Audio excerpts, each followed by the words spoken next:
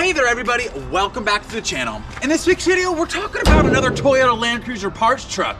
Except the story about this truck is not really what's important, because body's falling apart because it came from up north, and it was used as target practice, and this was the target by Mr. Sharpshooter himself. No, we're actually talking about the carrots and potatoes, the peanut butter and jelly, and the corn and butter that's under this hood, i.e. the FJ60 2F motor. Boy, I really hope there's not corn and potatoes under there. Let's check it out. Well, it's definitely not carrots and potatoes under here, and it's certainly a 2F, I think. That just might be missing a few things. What do y'all think? I'll wait. And the squirrel that used to live in here doesn't count, because I think he might be running around somewhere. I hope you hit the road, Bucky. Oh, for me? Hit the road, Bucky. All right, there's no Final Jeopardy here. If you didn't guess what was going on under here, then I'm not even sure why you're here. Actually, I'm pretty sure you just wanted to see if this thing is actually gonna run. Well, the things that it's missing right off the bat is an igniter, oil filter, distributor, valve cover, spark plug wires, all the smog equipment, and that carburetor's locked up. But the good news is that she turns over freely by hand. And she's got 160,000 miles on the clock. I mean, that's gotta mean something.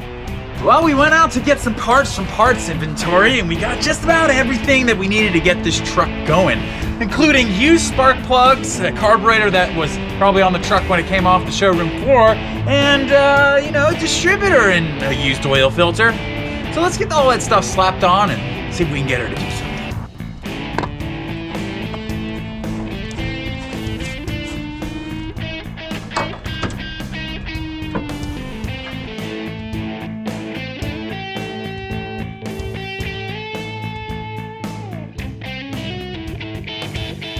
After a little digging around, we found the old battery cables, which just missing the fusible link, no big deal. And oh, hey, look, the old spark plug wires.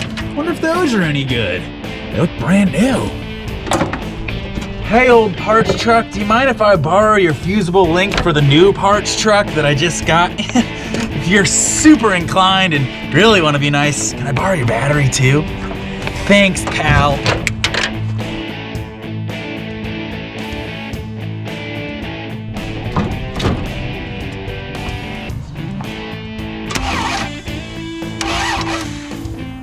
Over. Excellent news. We're gonna go ahead and pull the #1 spark plug and use this wire, which is connected to the starter, to bring the motor to top dead center on the compression stroke so we can put the distributor in.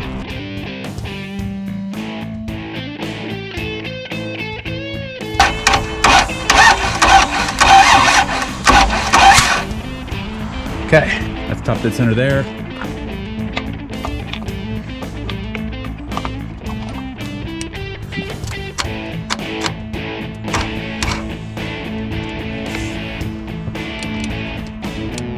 #1.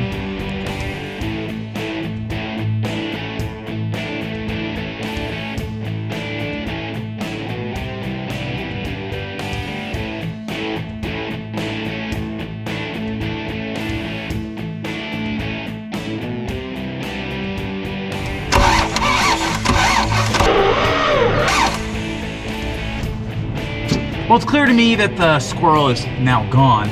But I just want everybody to know this is a message that no chipmunk, mouse, or squirrel is safe. Find a new place to live! Well, I've gone ahead and decided to pull the carburetor off. That's because whatever was living in here has packed stuff in here so tightly, I can't vacuum it out. Plus, this carburetor is all locked up. So we're gonna go ahead and get that switched out with one I know is working.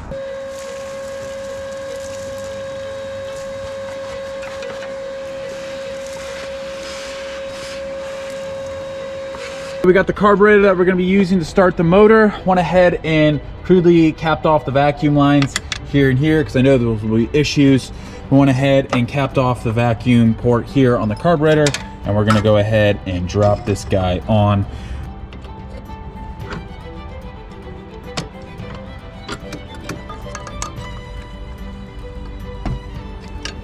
I think we're ready to wake this girl up. Packed all of the things that were missing on the truck. Leaving a couple things out, like a side cover and valve cover. We're not gonna run it long. I think we're ready to turn it over. Actually, wait, we gotta check the oil. Plenty of oil. So we're good there. We're not gonna be running it long, so we're not gonna be running the coolant through it. We just wanna see if she'll bark off. Let's do it.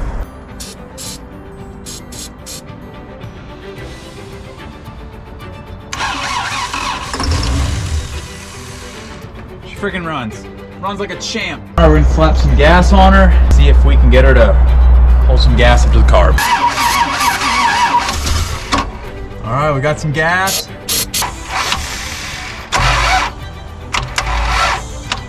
And we're out of battery. I knew it. I knew it the whole time.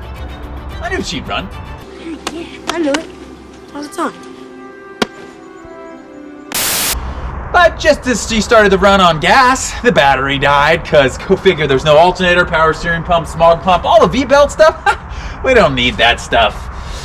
But I'd like to get compression numbers on the engine, just in case somebody at home is interested in buying this for their own project. You know, I want to make sure they know how healthy it is. And then I'd also like to get it to run on gas. I'm going to get this sucker to run today. That's for sure.